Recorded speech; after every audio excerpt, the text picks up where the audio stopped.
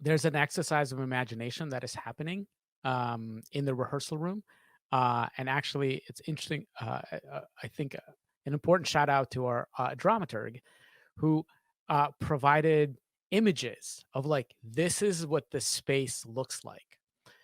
Um, like this is the bar that they're having this conversation in. This is what a chill like here's the booth at Chili's, right? Like so it helps kind of paint a picture. And what's interesting is that that assist is useful not just in the rehearsal room because it places people.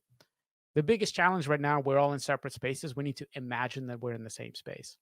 But actually, in post production, that those images were also helpful as well. You without boring into technical details, different spaces sound different. It's not just what's in there, but the way voices sound in those spaces.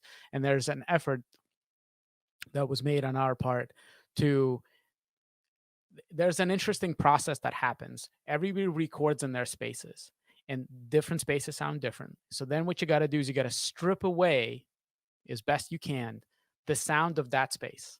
Like the sound of a closet. We had somebody record in a closet, the sound of their bedroom, the sound of their studio that they built.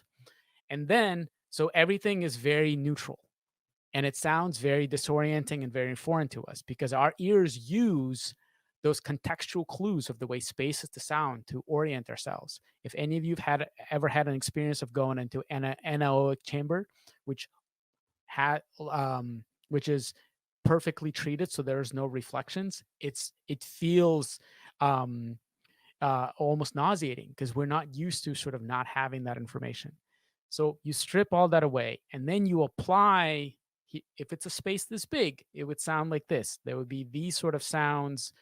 Um, so even if it's an empty room has a sound to it. So it's applying that a little bit to try to help the illusion that these two people who were hundreds of miles apart are actually in a room 3 feet away from each other. So that's part of the work that sort of happens in post.